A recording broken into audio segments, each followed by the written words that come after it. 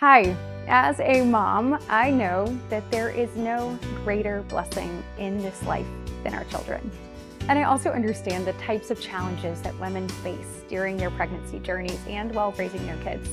This week, I'm introducing the MOMS Act in the Senate. The MOMS Act stands for More Opportunities for Moms to Succeed. This legislation would provide critical support to women during typically challenging phases of motherhood. That includes the prenatal, postpartum, and early childhood development stages. To all of my fellow moms out there, my goal is to give you and your children the opportunities to thrive and to live your American dreams. I'll continue to fight to advance a comprehensive culture of life, to empower parents, and to grow opportunities for hard-working families so that every child across our nation can reach their God-given potential and every woman can thrive. Senator Katie Britt is all happy and giddy, even has some positive sounding music playing behind her as she looks to sell her bill that would create a federal database of pregnant people in the country that she describes as a clearinghouse of relevant resources available for pregnant and postpartum women and women parenting young children. They have to try to reframe their objective to control people's pregnancies because this guy isn't helping.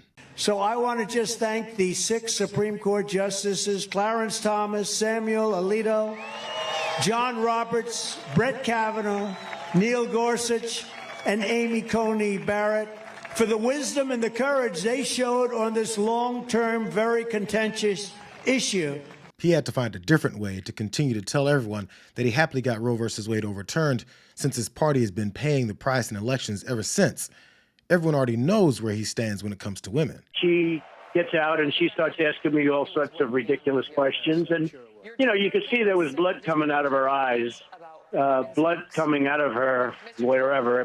Donald Trump said the following about you, quote, "Look at that face. Would anyone vote for that? Can you imagine that, the face of our next president?" Do you believe in punishment for abortion? Yes or no, as a principle? The answer is that there has to be some form of punishment. For the woman? Yeah, there has to be some form. If Hillary Clinton were a man, I don't think she'd get 5% of the vote. The only thing she's got going is the woman's card. It wasn't enough that he made it to the White House despite his track record on how little he thinks of women.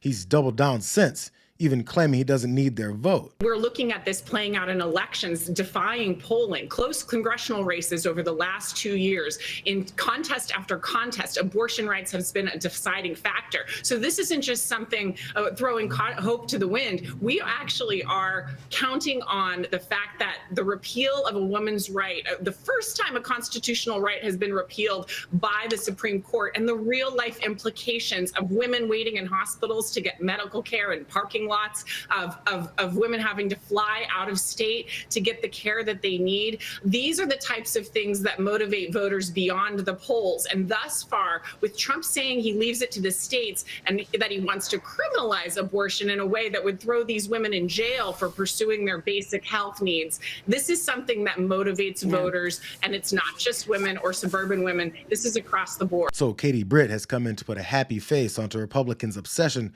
to control women with her data collecting clearinghouse that would refer users to crisis pregnancy centers, which aren't healthcare clinics. They're centers that use deception and coercion to scare women away from getting an abortion, regardless of whether or not it's necessary for their own health.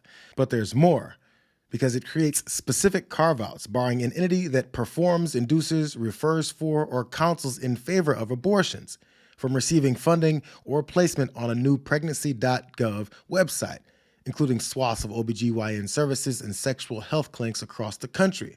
The website would create a federal database of relevant resources for pregnant women, as well as ask users for contact information that the government could use to, quote, conduct outreach via phone or email. They might be hoping that people will forget that Britt represents the state that hurried up and implemented a total ban on abortions and banned IVF treatments, which Trump even tried to backpedal away from. That includes supporting the availability of fertility treatments like IVF in every state in America. You've been seeing